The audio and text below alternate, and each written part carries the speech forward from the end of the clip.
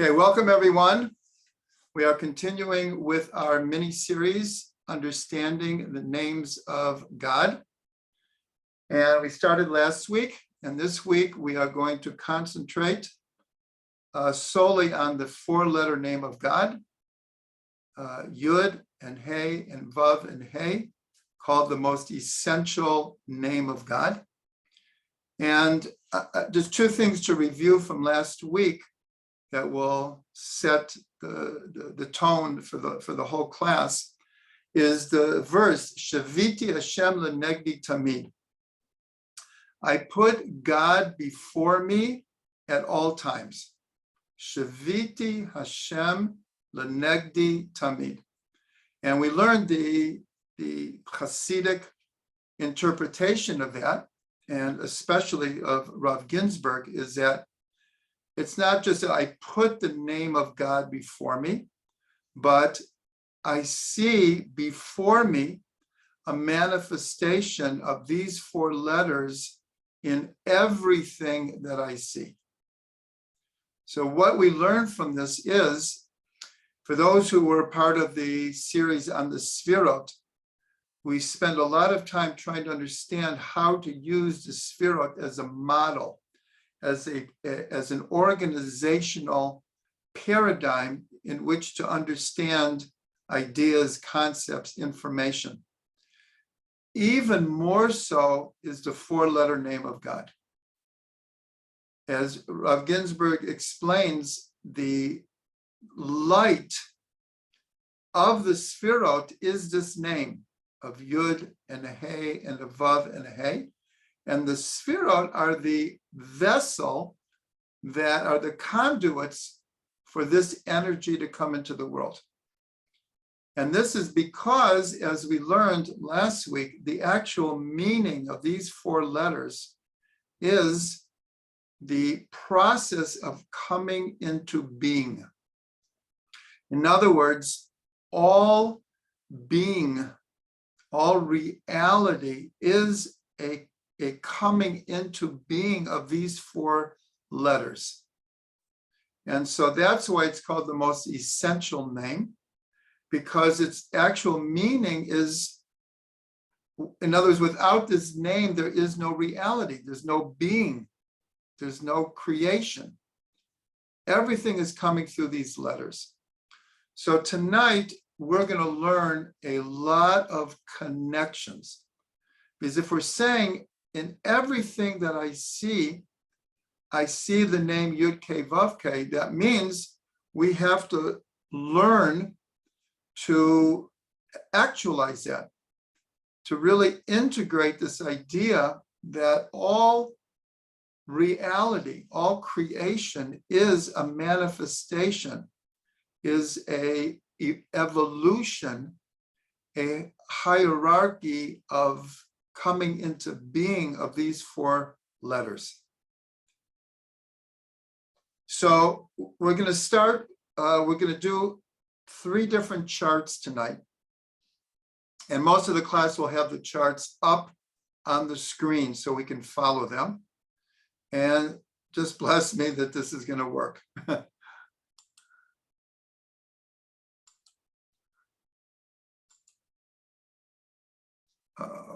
Not exactly.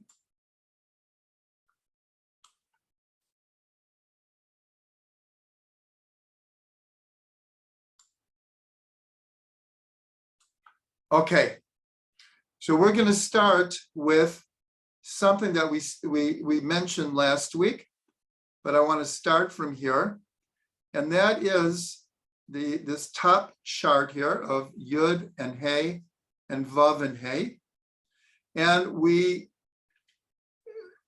Chassidut explains that these four letters are a process of four different things that come into being. The Yud is contraction, is Tzimtzum. As we've learned that before there was creation, all there was the infinite light of God. And therefore, there, in a sense, there was no place for a finite world or anything other than God.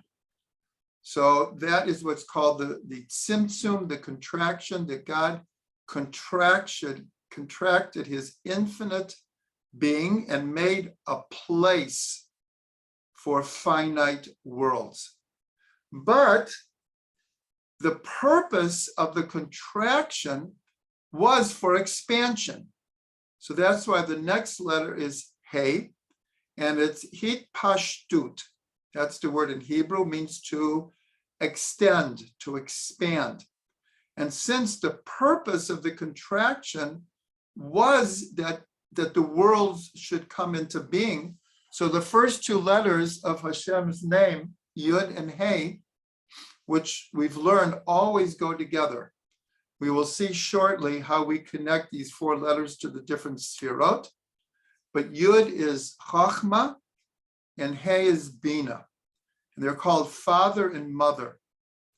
And as it says in the Zohar, is that they are two beloveds that never part, that never separate one from the other.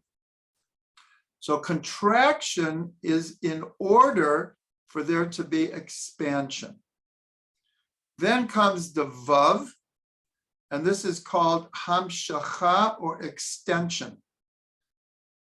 Like the form of the letter Vav, which is a straight line, this is the idea of the expansion of the Hey.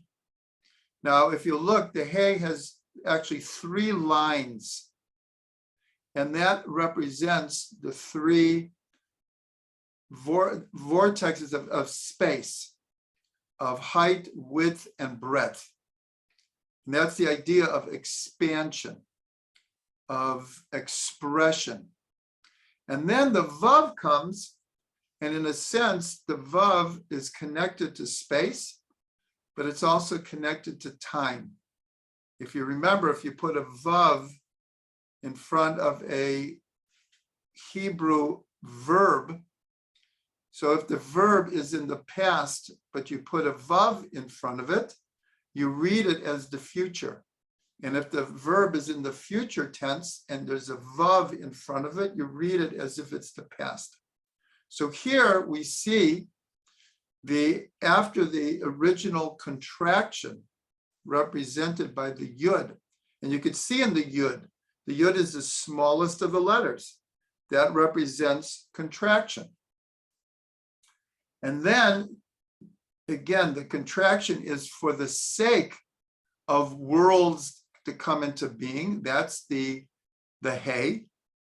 The Vav is the extension. And there are different ways to see this, but here we can understand this as the Vav is what's called the Kav. The Kav is the ray of light, the infinite light of God that comes into the vacuum created by the contraction. And all worlds come from this Kav, this Vav. And of course, the Kav looks like the Vav. It's a straight line. And then you have the final Hey, which is an expansion, but this time it's happening in the more material worlds. And we go from purely spiritual worlds into our world of asiyah, of physicality. And that is where expansion here really means multiplicity. And we live in a world of multiplicity. So this is a somewhat simplified concept of how we can see the unfolding of these four letters coming into being. All being comes into being through these letters, through contraction, expansion, extension, and expansion. Now, the next box that you see over here by my cursor this is a article in the book Sod Hashem Li Re'av. And Rav Ginsburg, in a sense, takes all of the innovative ideas of the Arizal and he organizes them according to just four major chidushim. And this is it's so important because here, if you would ask, well, what did the Arizal teach? So it's like so expansive what he taught.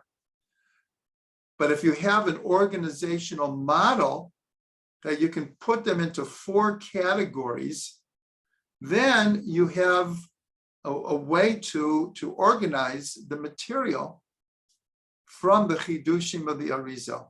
So Rav Ginsburg organized it according to the four letters of God's name. And the four chidushim of the Arizal is the idea of tzimtzum, because before the Arizal, the whole cosmology that he gave over was, in a sense, hidden in the Zohar. Virtually no one really understood the ramifications of what the Zohar was saying. And as is known, the Arizal was able to enter into the very depths of the Zohar and to be able to then explain it. And so the whole cosmology based on the contraction and the vacuum and the kav and the line entering into the vacuum and causing all of creation. As we mentioned many times, the kav, the line of infinite light entering into the vacuum, can be envisioned like science envisions the Big Bang, where you had a single point that then expands and extends to the tens of billions of galaxies that we have today. But it all came from this ray of light and a point coming into the central point of the vacuum. So the four chidushim are tzimtzum, and more than that, a whole cosmology. And then shvirat hakelim, that's the hay. Because what happened, if you look at the top box, when the kav comes in, then it begins to expand, and the original vessels of creation could not handle the influx of infinite light coming into the vessels of creation, and they shattered. This is called shvirat hakelim. And the Ari taught very much on this concept of shvirat hakelim, and we understand this concept is not just a cosmological idea of how a previous world broke, and this world is made up of the pieces, and it's called the world of rectification. But the idea of tzimtzum and shvira are very much part of our daily lives. The tzimtzum, and we discussed this last week, also means focus. In other words, to get anything done in this world, to accomplish anything, there has to be a certain level of focus where we direct our will to accomplish something. And we have to shut out all the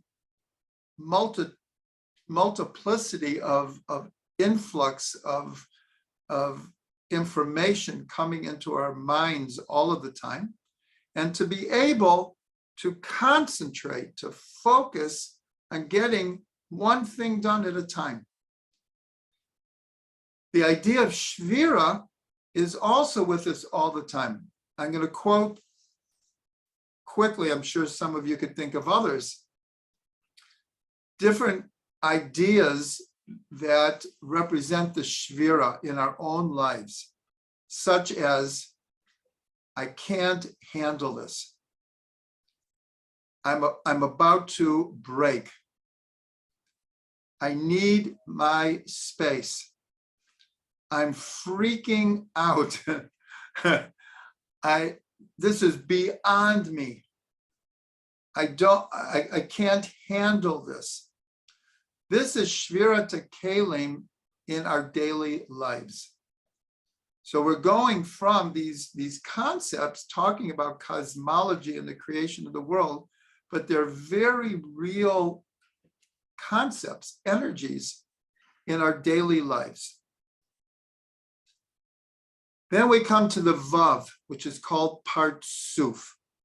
Now, this is something that when we learned about the Sfirot, we didn't really even dive into because we only had so much time. But one of the incredibly important innovations of the Arizal is that we don't look at each Sfira as being by itself independent without any connection to the other Sfiros. It was the Arizal who taught that every Sfira has all the other Sfirot in them. And then he went, and we discussed that many times, how every Sfira is made up of all the other Sfirot. And of course, we see that most at Sfira Ta'omer. When we're counting Sfira Ta'omer, and we go through each week, Chesed Sheba Chesed, Gevura Sheba Chesed, Tiferet Sheba Chesed, and onward, and all of the Sfirot. But the Ari went even farther, and it became very complex, where he gave names, and in a sense, he began to treat the Sfirot. Partzuf many times is translated in English as persona. In other words, he gave like life to these Sfirot, to these combination of Sfirot, and they began to act with each other and relate to each other. And that's the whole concept of Olam HaTikkun, the world of rectification, because in the previous world, each Sfira acted, as it were, on its own. It thought it could handle the light on its own, but it was not able to handle the light, and there was a Shvira, there was Shvirat HaKelim. So the Partzufim in the Vav represents this idea of these personas, these combination of Sfirot that interact with each other, and through that they create Tikkun. Now, each of the Partzufim have Kabbalistic names. I'm just going to mention some of them. We don't really have time right now in this context to go into it. But you have Atik Yomin, the Ancient of Days. You have Arich Anpin, the extended face. You have Abba, which is father. You have Ima, which is mother. You have Zer Anpin, which are the 6 lower Sfirot. And then you have Nukva, the Zer Anpin, which is Malchut. We're not going to delve into that now. These are the names. Some of you may have heard of them, but these are the Partzufim. And then the final, here at least, innovative idea of the Arizal is called Birur, and you could also call it Tikkun. And that's why he referred to this world as the lower hay as Olam HaTikkun, the world of rectification. Birur means clarification. And in Chassidut, this is an extremely important concept because it helps us understand, what are we doing in this world? What is this world all about? And there we come to the idea that this world is about tikkun, about clarifying, about healing, about raising up the sparks that have fallen, of raising up physicality to spirituality. And these are all teachings from the Arizal that Chassidut took and developed them to a tremendous degree. So here again, and they're very connected to the letters because Tzimtzum is the Yud, the smallest of the letters. Shvira happened because of the extension into the three dimensions of space. But again, this is a conceptual idea. The expansion was too great for the vessels at that time, and they broke. And then the world reconstituted itself in the Partzufim as the Sphirot learned to deal with each other. This is the whole idea of community, of building community. Am Yisrael is to this day is a tribal consciousness where each tribe is individual, but we work together. And then the final idea is in this world is birur, is clarification. So there's much to speak about these ideas, obviously, but this is like an introduction, but all with the idea of seeing it as an evolutionary evolvement of these four letters. Now we come to a very interesting idea, and that is that if we want to see the name Yud and Hey and Vav Hey and everything, well, we live in a world, we live in a physical world, we live in a world of nature. So we want to be able to identify the four letters of God's name in everything that we see, in everything that is. So I'm going to go through, again, fairly quickly, but the idea is we're going to see how many different ideas that are present in our natural world are connected to this idea of four letters. So this arrangement you have here is from Rav Ginsburg, where he explains the Yud and the Hey are what's called the hidden world. The Vav and the Hey is what's called the more revealed world. So in the hidden world, here meaning in the world of the microcosm of the atom, you have two of the forces. Now these four forces are ideas of science. This is accepted in science that there are four basic forces in nature that holds the whole thing together. And that is called the strong nuclear force and the weak nuclear force. Both of these are happening within the atom. Without these two forces, there is no creation, there's no reality. The atomic structure could not stay in place. It would not just fall apart, but it just wouldn't even come into being. So the strong nuclear force and the weak nuclear force are the two main forces in the microcosm, which keep everything, as it were, together, possible. And then in the revealed world, which is the Vav and the Hey, is the electromagnetic force and gravity. These are the two forces in the revealed world. So what I just said is a general principle that the Yud and the Hey is the more hidden level, what we'll call the more transcendent level of this name, Yud K Vav K. And the Vav and the Hey is the more imminent reality of God in this world. So along with this, again, for those who were with us during the discussion of the Sphirot, so we touched upon the idea of Olamot, Nishamot, and Elokut, of worlds, souls, and divinity.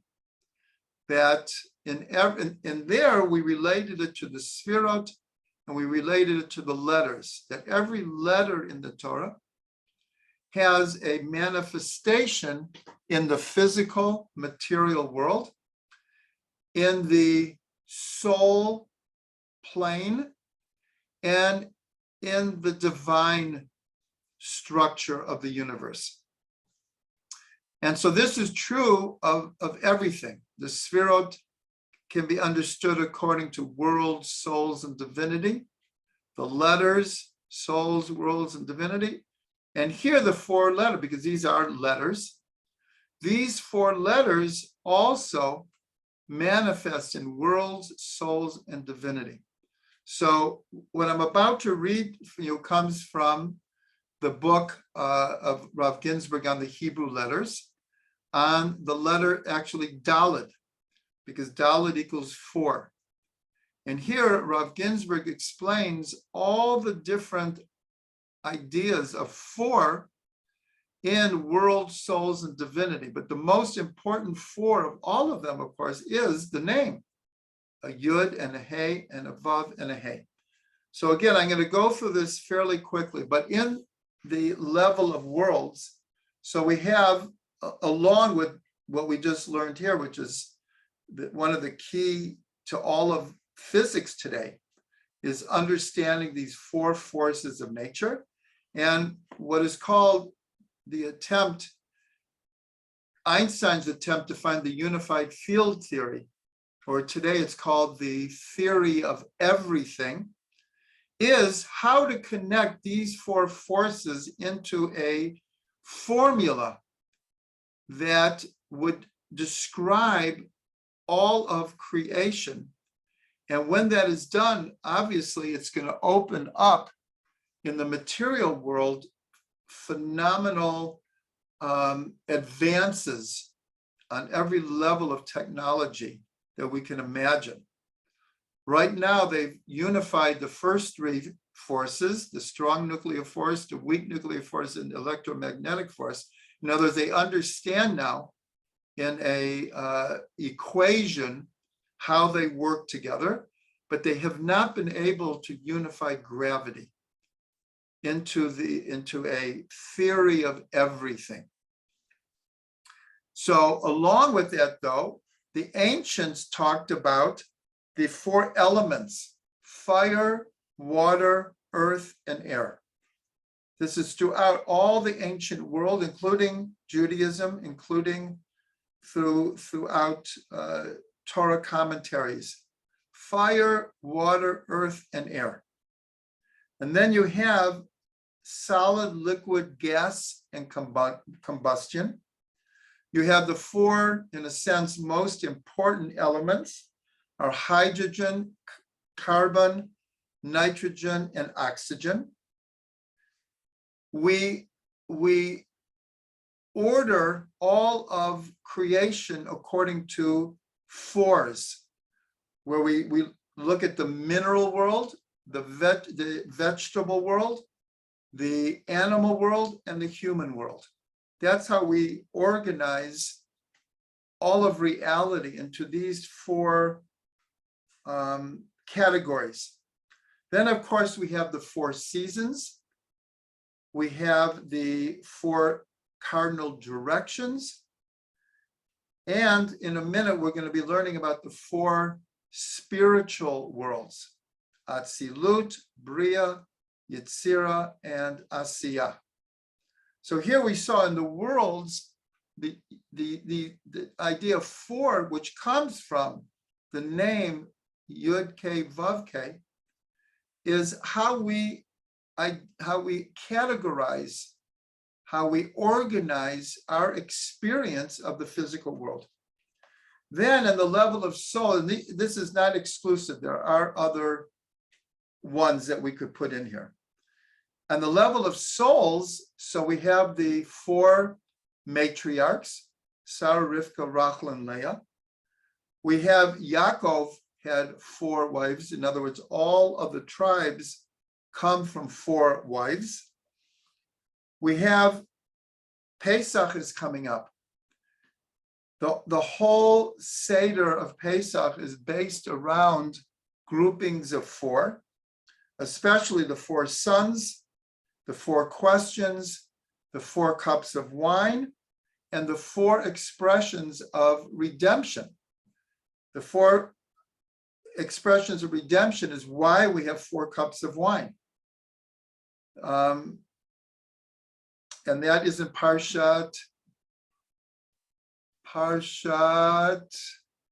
Ve'era. Yes, in Parshat Ve'era. Then we have the idea of God's throne is based on 4 legs, Avram, Yitzhak, Yaakov, and David. In the Sfirot, as we'll see soon, we have the idea of father, mother, son, and daughter. In other words, the nuclear family. And now on the level of divinity, so of course we have the 4 letters of God's name. We have the 4 components of the Torah text. We have letters. We have tagin. We have crowns on the letters. We have vowels. And then we have the song that we chant the Torah to, these 4 levels. And then we have the 4 levels of Torah interpretation. Pshat, Remez, Drush, and Sod. The literal meaning, the alluded to meaning, the symbolic, allegorical, metaphorical meaning, and the secret, mystical meaning. So here we just went through very, very quickly worlds, souls, and divinity, and how the number 4, which is connected to the 4 letters of God's name, defines reality on every single level,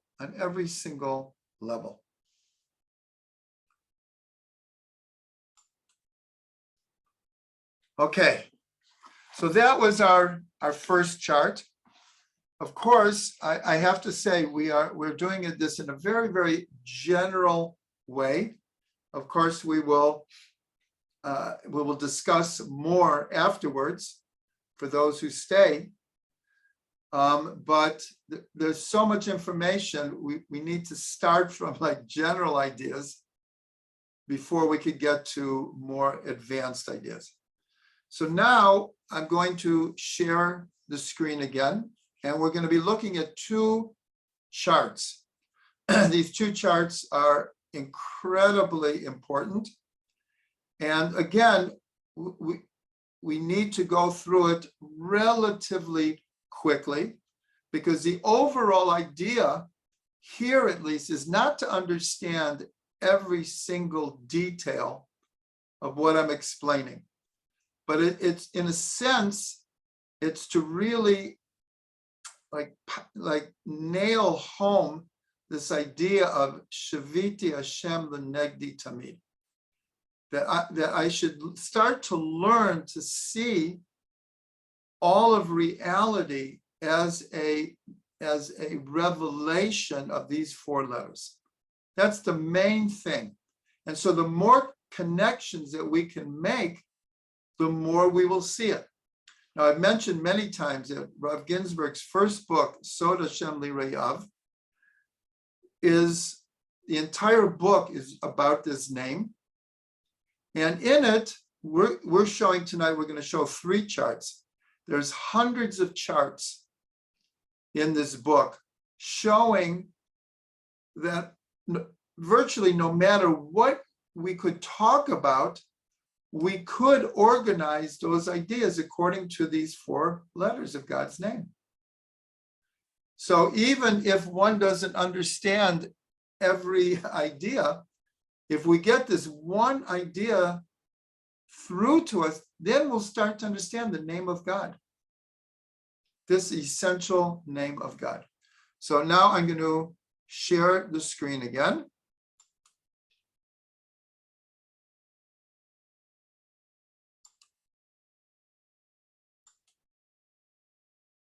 There we go.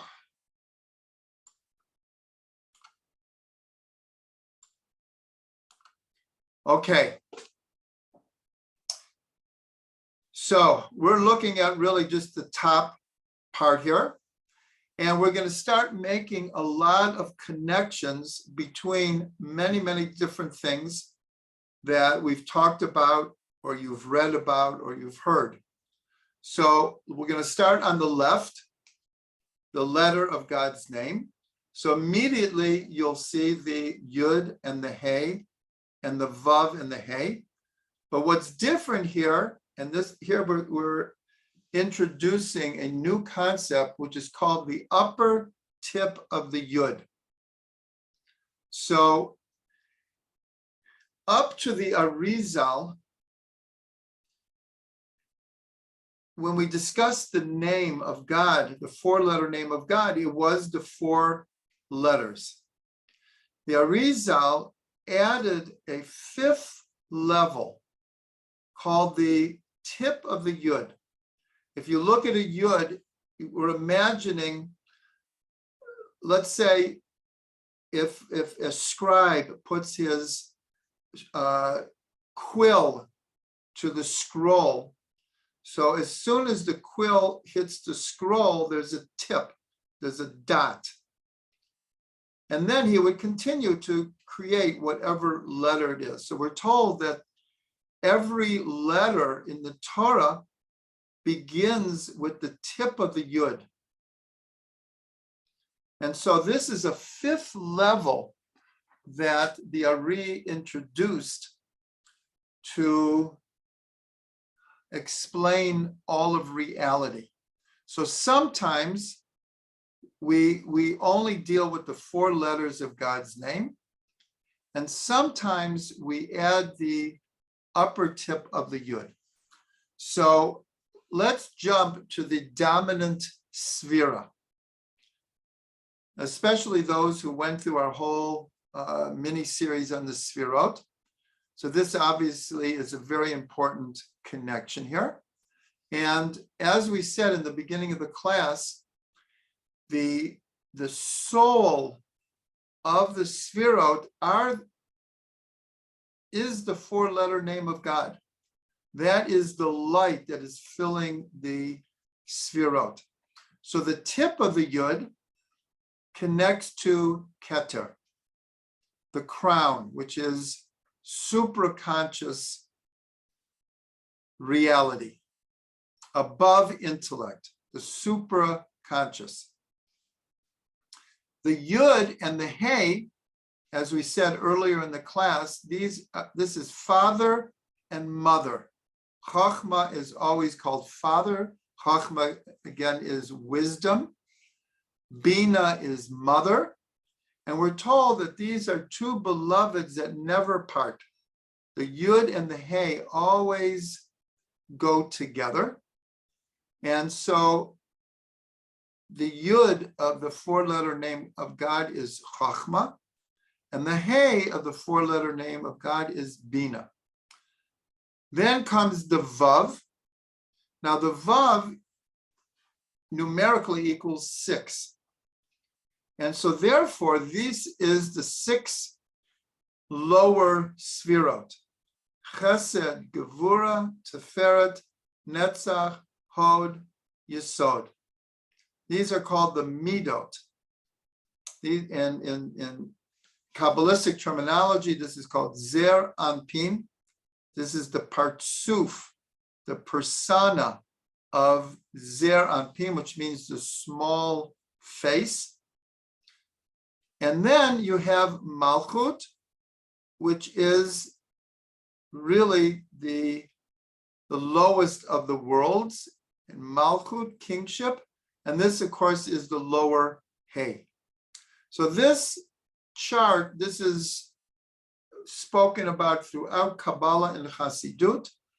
Anytime you talk about Chachma, the immediate association is with the Yud of God's name. Anytime you mention Bina, it's the Hey, or the opposite. When you mention the upper Hey of the 4 letters, it is associated with Bina. And the same thing with Vav is always the Midot, the 6 lower Sfirot, and Malchut is the in a sense, the seventh is the feminine. So having said that, again, we'll go back. Chachma is called father. Wisdom is called father. Understanding, Bina, is called mother. The Midot are called sons. And the Malchut is called daughter. So this is, in a sense, this is your nuclear family, is also a mirror image of the four-letter name of God. Now let's go to the world. This is something that we haven't really talked, we've mentioned, it's come up in different discussions, in different chats about the four worlds. And here the Ari added a fifth world called Adam Kadmon. And here we're going to try to explain it, but again, the worlds are a manifestation of the letters of God's name.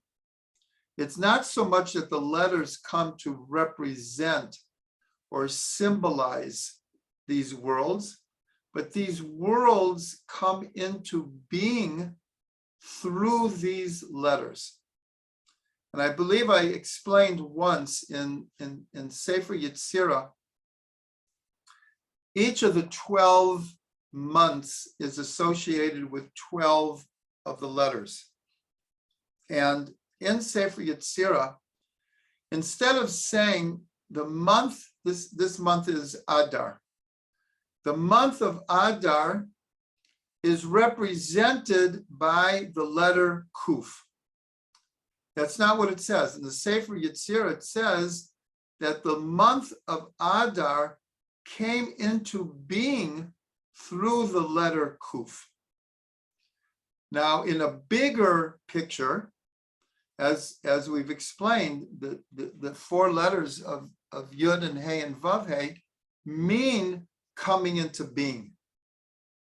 So here, everything comes into being through these letters. And so therefore, when we talk about worlds, again, it's not that the Yud represents Olam HaAtzilut or the Hey represents Olam HaBriya. It's really that the world of Atzilut comes into being through the energy and life force of the letter Yud. And the same with all of the worlds. Now, I'm going to explain the worlds in two different ways. The first way is simply from spiritual to physical. And then when we'll look at level of consciousness, we'll try to understand it in human consciousness. So what's called the hishtalshalut of the worlds, the causal unfolding of the worlds, begins in what's called Adam Kadmon. Adam Kadmon, in a sense, is the DNA of creation. It's the information that is encoded in the infinite light of the Kav. In other words, this is the plan of creation. This is where, like the way we relate to DNA, that a person is a manifestation of the encoded information in the DNA. It's not the whole person, because we have free will and we have a soul. But as far as the physical creation of a human being, the information is encoded. So Adam Kadmon, in a sense, is the plan of creation in encoded information. In Atzilut, that encoded information is revealed as pure light, the pure light of God. And that's why that's why the world of Atzilut is called emanation. We're told that in the world of Atzilut, there's no difference between light and vessel. It's all divine. The world of Atzilut is an all divine world, and it's an all spiritual world. The world of Bria, this is where creation comes. Bria means creation. This is where the beginning of a created physical material world begins to come into being. But here we're still in total potential. And here we'll call it energy. The light of Atzilut is now transformed into energy, physical energy. Then in the world of Yetzirah, it's called formation. This is where the energy begins to form the way that reality will work. In other words, the way we can envision this is, we're told that according to the idea of the Big Bang, after the Big Bang, we're told that all matter was in science they call it an exquisitely hot. In other words, it was so hot, individual atoms couldn't even form. It was like a primordial fiery soup. And then when matter began to cool down, then atoms could form, and particles could form, and elements could form. And you had what's called the structure, the formation, the structure of the energy, how nature would work. And then when you get to Asiyah, this is our physical material world, where the microcosm of atoms and particles and elements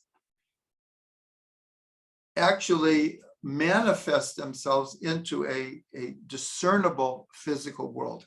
So I'm going to start from the bottom and go up.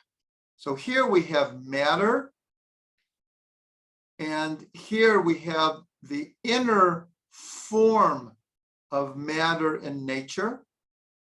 Here we have energy. Here is the light of God. And here is the encoded information behind everything. And that's where science is getting to now. Science has gone beyond energy and is starting to understand that energy, science recognizes energy. We understand that all this energy is coming from the light of God. But science is seeing that energy is encoded information. That's why when science now talks about, let's say, the electron, they're not talking about actually a physical entity anymore. They're talking about a wave function. In other words, it's in a cloud. Just like all the information is now called in the cloud. And that's where the information is coming from and is being stored. Okay, so these are very, very deep ideas. But again, this is a manifestation that the Yud is Adam Kadmon, and the tip of the Yud. And then it opens up to Atzilut, the Yud, a further expansion in Bria. And then remember Hamshacha, which is drawing down. And then Hey is the expansion again of this world. So now let's go to a level of consciousness. And so Rav Ginsburg explained what I just explained about the world was in a context of matter and form and energy and light and information. Rav Ginsburg says that the other paradigm of the worlds is our states of consciousness. And this is a very, very deep idea here. And so we'll start again from the top. We're here, this type of consciousness is simply connecting to the divine will and to the creative energy of God. And this is beyond consciousness. That's why it's connected to Keter. This is a state of consciousness where we get there by getting beyond intellect, by getting to a place beyond borders, beyond what we're used to being able to envision. Here in Atzilut, the Yud of Hashem's name, like we said, in Atzilut, it's just pure light of God. So Rav Ginsburg puts it's solely of God. There's no self-awareness. Now we're talking about human consciousness. So if we're talking about human consciousness, if our consciousness is aware of Atzilut, it's an awareness that is not self-awareness. It's a pure awareness of God. Like we say, Ein od milvado. There is none other than God. And the other expression is Ein od. There is nothing else. This is a type where we transcend our self-awareness. And this comes mostly in prayer and in meditation. And meditation can come in many forms. Listening to music in a meditative way can bring us to a state where we transcend our self-awareness. And that's called the world of Atzilut. The world of Bria, so this is where we become aware of our self, but it's in the idea of pure potential existence, formless substance. Again, almost all of these levels are really achieved through meditation. And so in Bria, this begins creation. This begins that I'm aware that I have self-awareness, but it's still at a very, very high level, and it's this pure potential.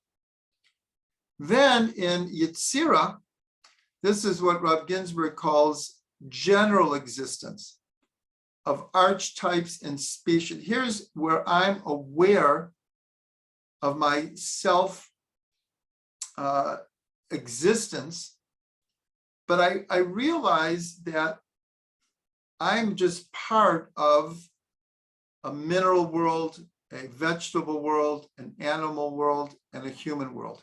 In other words, my self-awareness is that I am part of a much bigger world, much bigger consciousness than just my own self. And then the last one, this is truthfully where most of us spend 99.99% of our consciousness, is our ego, our self-conscious. We look at the world through our ego. We relate to everything through our consciousness, what's good for me, what I want, what I need. And this is how most of us experience almost all of life. These higher levels, so when we say that someone could reach the level of Yetzira or Bria or Atzilut, this entails going beyond our normative way that we experience the world, where everything, we're looking through our eyes from our own ego. Now, it's true that God gave us an ego. Ego is not evil. Ego is not bad, but it needs to be widened. Because if we see everything as far as self-interest, then that's the narrow world we live in, a world of self-interest. Okay, now we're going to one other chart here. And here we're just going to add the 5 levels of soul. This is a very, very important connection, is that it's actually an ancient midrash, it's in Midrash Rabbah, that the soul is called by 5 names. And this is from 2,000 years ago, but again, based on even older traditions, that the soul is called by 5 names: Nefesh, Ruach, Neshama, Chaya, Yechida. And very quickly, the Nefesh is, sometimes it's called the animal soul. This is the behavioral, instinctual part of a human being. This is the part of our soul most closely associated with the body and living out the needs and the pulls of the body. That's why it's called sometimes the animal soul. Ruach, which means spirit, so this is the emotional component of a human being. And just like Ruach means spirit or wind, just like the wind is somewhat, it's here and there and everywhere. It's up and down. It's hard to grab onto. So too our emotions are very sometimes wild. But we have to, of course, learn to channel and perfect our emotions. The neshama is the intellectual component of a human being. Chaya, which comes from the word chai, life force, living. This is the superconscious will. And yechida, this is called the spark of God within a person, the image of God within a person. Now, these obviously relate to these 4 letters of God and the 5th point of the Yud. Now, what's interesting is that on the first day of creation, the word or, light, appears 5 times. And traditionally, it's related to the 5 books of the Chumash, because the Torah is called light, Torah or, and the 5 levels of the soul. That the light of the first day of creation is also speaking about the 5 levels of the soul, and of course, the 5 worlds, because we're told that in a sense, everything that would ever be created was already created on the first day, and everything else is an unfolding of that energy, that light, the encoded information of the first day. That's why it says, Vahi erev vahi boker yom echad. It was evening and it was day. Day one. It was one day. Everything was included in the oneness of that day. And then all of creation, all of existence is just an unfolding. This is very similar to the idea of the Big Bang, that everything that would ever be created was already present in that infinitely small point of matter that exploded.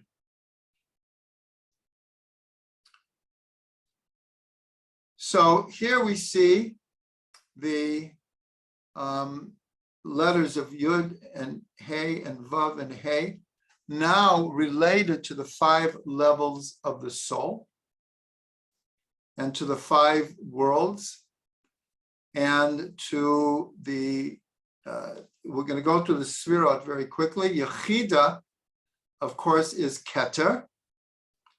Chaya is Chachma. Neshama is Bina. Ruach is Zeranpin, or is the 6. Chesed, Gevurah, Tiferet, Netzach, Hod, Yesod. And Nefesh is the final Hey, is Malchut. So there was a lot of information tonight, a whole lot of information. But what's important that we see is the connections. We're trying to see that the levels of soul, the worlds, the Sfirot, they're all manifestations of the letters of God's name. And here we saw the 4 letters, and then we added this mystical 5th level, the point of the Yud. So that was really what we wanted to accomplish tonight, was just to give everyone an idea of when we say that I see the name Yud and Hey and Vav and Hey in everything.